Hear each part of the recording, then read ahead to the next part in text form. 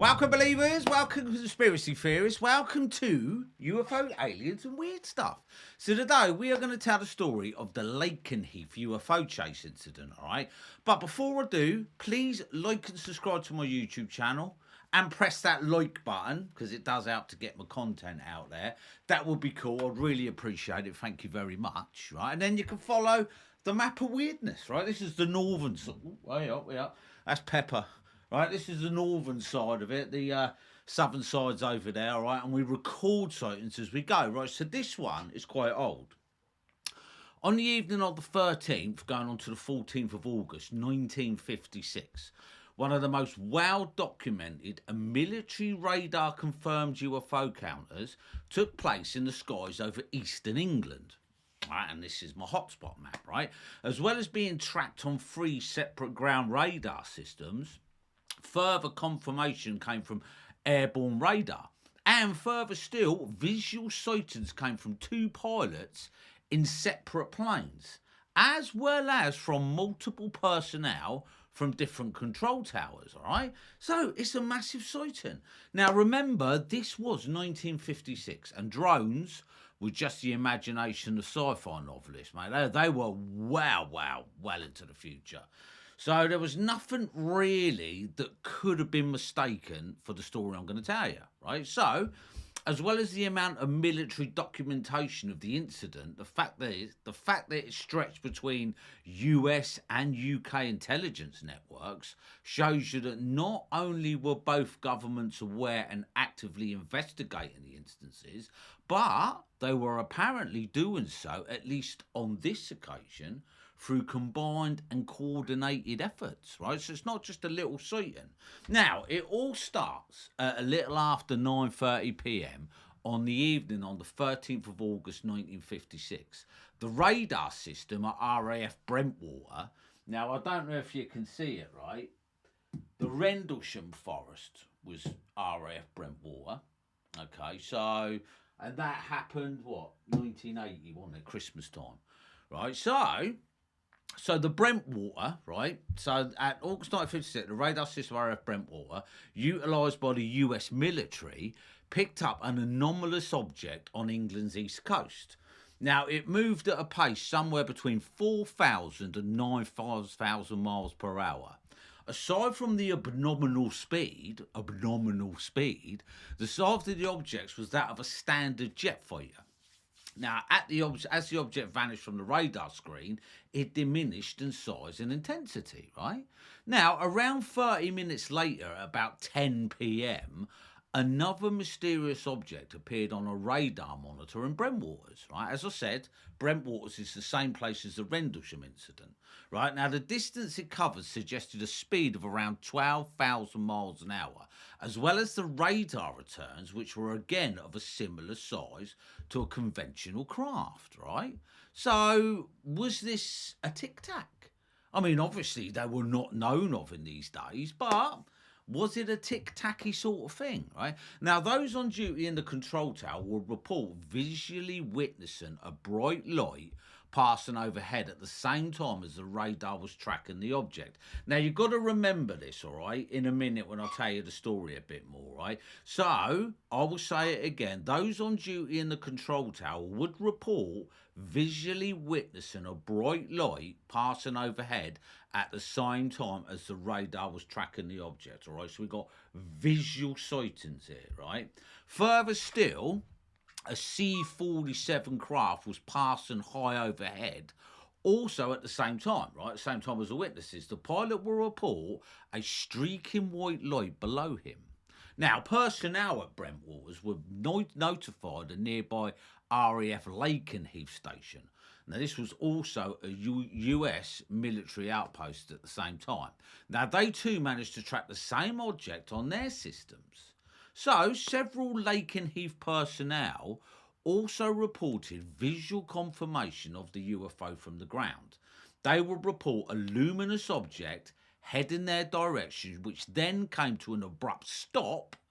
It hovered for a moment before streaking away and out of sight. Now, whatever the object was, it wasn't a meteor or a comet. And it certainly wasn't a conventional aircraft. That much was certain, because it came to a dead stop. Now, shortly after midnight, following a call of the sighting near the RAF station in Eatonshead, a Venom night fighter jet scrambled from Water Beach. It would first head towards a target, which then vanished before the fighter could intercept it. Seconds later, however, the fighter will receive new coordinates just north of Cambridge. Right? Now, this time, not only did he confirm the object on his own radar, he would send back visual confirmation. Furthermore, radars at Neatishead and Lakenheath would also confirm the sightings. So we've got two different US bases confirming that there's a radar anomaly, right? So several seconds following these confirmations, the object would appear just behind the Venom fighter. Now, it continued to pursue the jet, maintaining a steady distance of only quarter of a mile. Now, the pilot of the fighter performed several manoeuvres in an attempt to shake off this mysterious craft, but to no avail. It stuck to him like glue, right?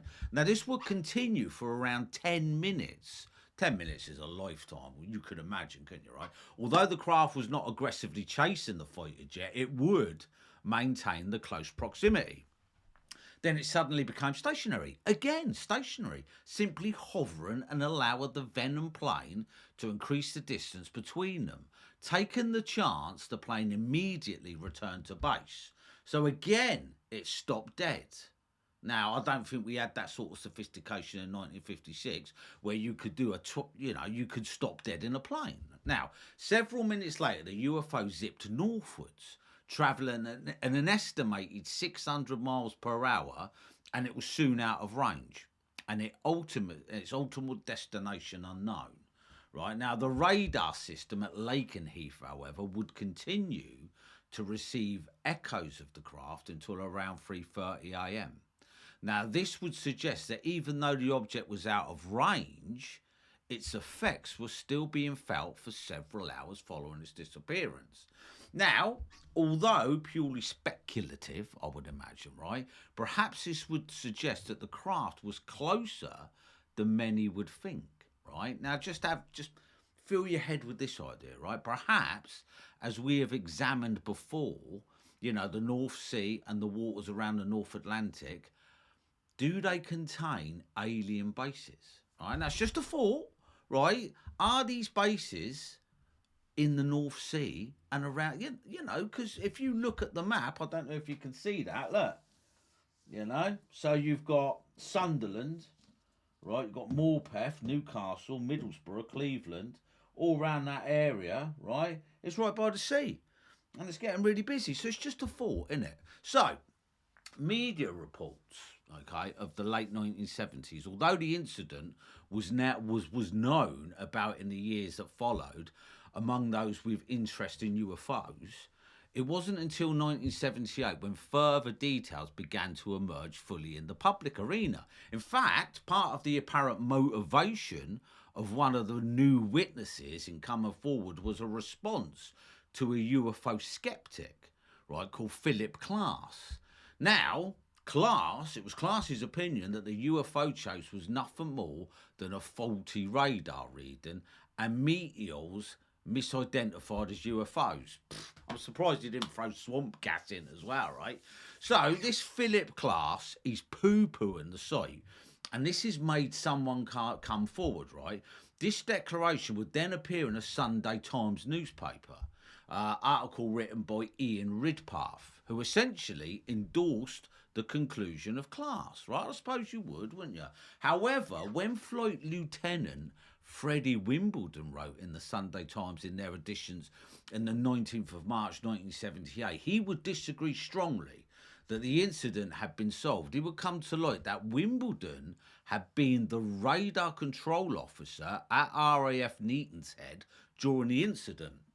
In fact, he was so I don't know, not enraged, but he felt so passionate about what he'd seen. After reading the meteorite theory, he thought he needed to get in contact, right? Now, he would state that the sightings details described a UFO chase was very accurate. He would also assert that the radar returns were genuine and not the result of malfunctioning equipment. However, he would also make the claim that instead of the American personnel directing the fighters on the intercept mission, it was in fact his team who did so from their base, and the US military were essentially just listening in. Okay, now furthermore, following Wimbledon's revelations, a second previously unknown witness sent his own recollections of the night in question, and his name was a John Killock, right? John Killock would opt to write to the Daily Express newspaper. He would state that he had witnessed a bright glowing object moving at extreme pace in the same vicinity as a Venom fighter. And like I said before when we first started, we have already got witnesses to state that they had seen a bright glowing object, right? Now, it would appear on the surface that the Lakenheath UFO chase is one of the most credible incidents on record, and it might very well be. Now, I've got to go down this avenue, right? However, as researchers have continued to probe away at the case, new and sometimes contradictory evidence comes to light. And it always does, all right? It always does. Now, I am going to believe that the Venom fighter and the two pilots before that genuinely chased a UFO. Right, but when the government and the RAF and who does Nick Pope work for, you know, the MOD, military defence, once they all get involved, lies and mistiness gets involved, don't they? You know, misinformation here, misinformation there, makes someone look stupid and the story goes away. Right, I'm not saying that's the case, but I say that's the case, right? For example, aside from Wimbledon, much of the details of the encounter, the pilots aside, come from Forrest Perkins, the technical sergeant and watchtower supervisor at the Lakenheath Radar Air Traffic Control Centre. Right, so look, for example, aside from Wimbledon, much of the details of the encounter, the pilots aside, what do you mean the pilots aside? You know, all right, so this Forrest Perkins, the technical sergeant and watch supervisor, he did tell a lot of the information, but you can't ignore the pilot's side, can you, right? However, his versions of events were contested by those of some of the pilots involved, whose initial version of events were mainly in the form of reports and teleprinter messages, apparently, right? When the pilots of the aircraft involved, a David Chamber and a John Brady and Ian Fraser and Evan Logan, so there was 4 of them, were tracked down for comment, they would claim that the incident, in their opinion, was not a UFO chase. Not only that, according to them, there was no visual contact made.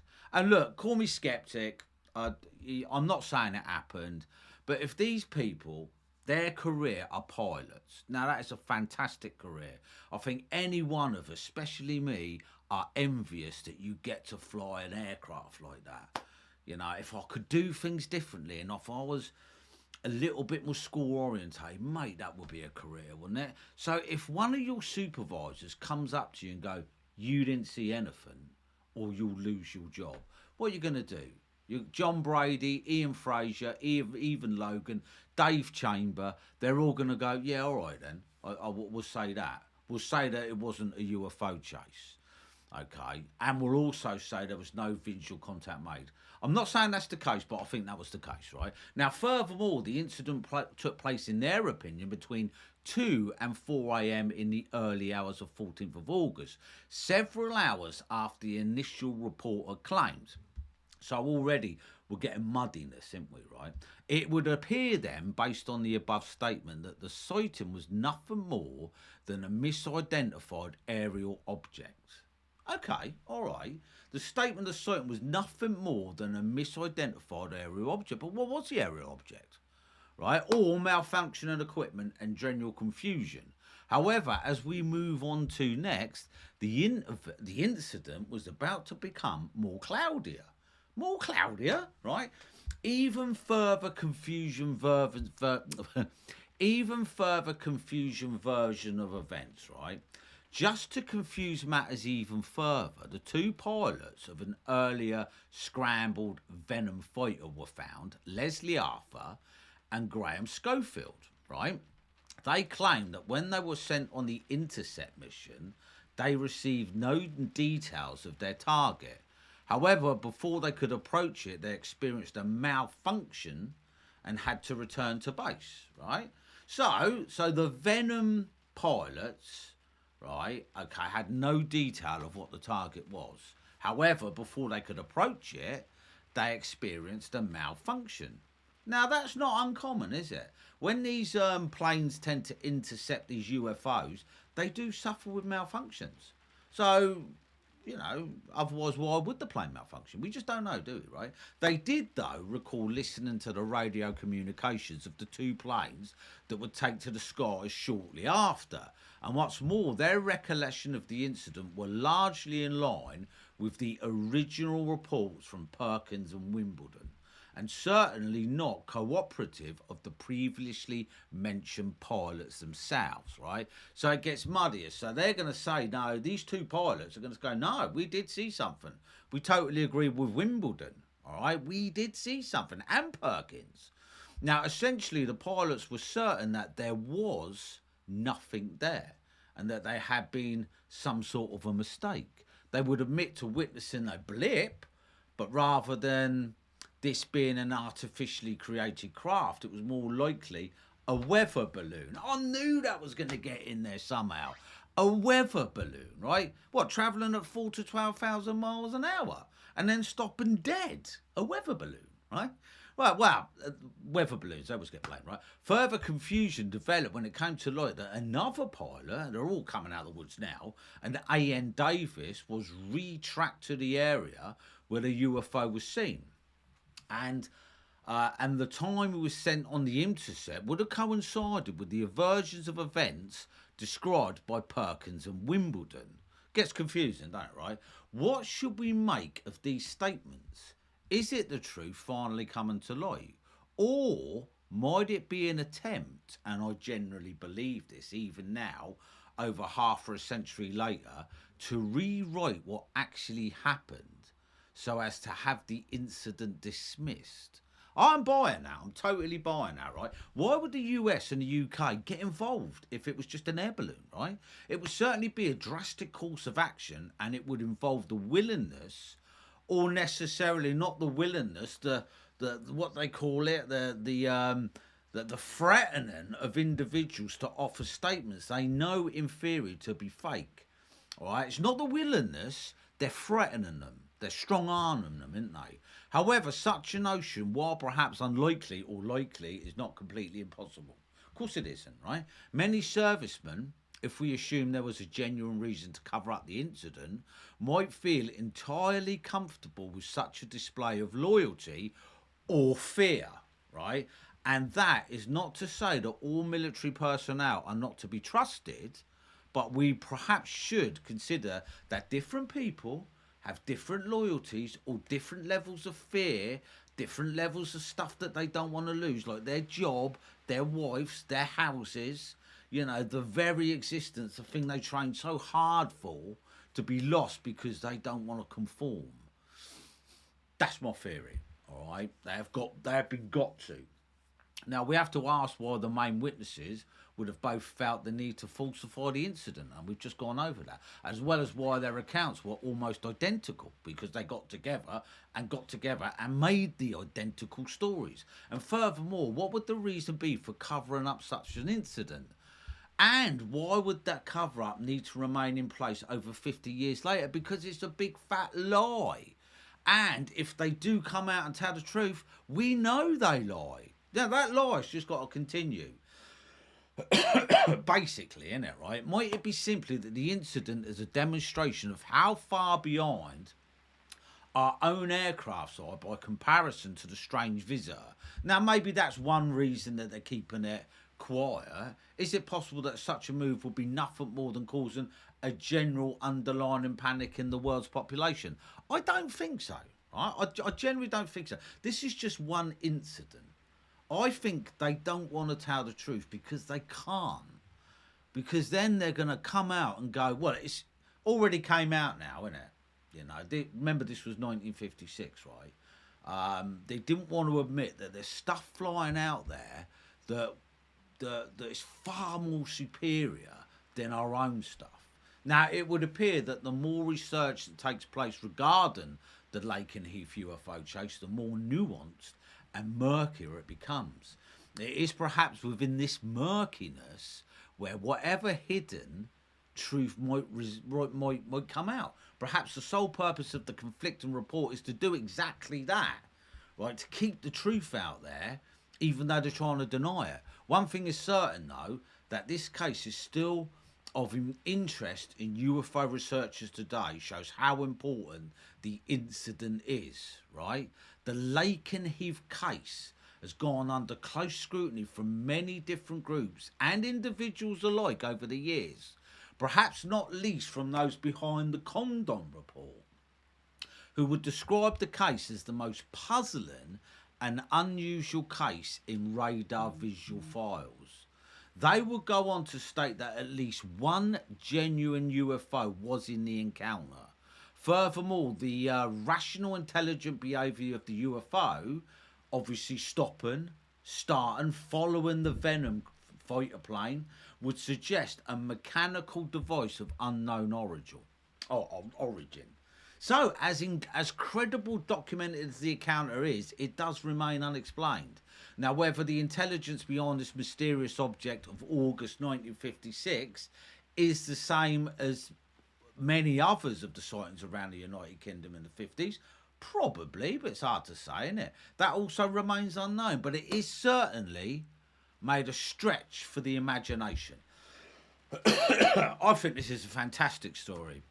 Right, we've got a genuine UFO over England being chased by RAF fighter pilots. And I will put it on the map because it's over there. This is the northern side, but we will stick it on the map of weirdness. All right, and then it's another additive. It's a fantastic story. So this was Simon Weird from UFOs, Aliens and Weird Stuff. Please like, subscribe and ding that notification bell if you can. And I'll catch you on the next one. Thanks very much.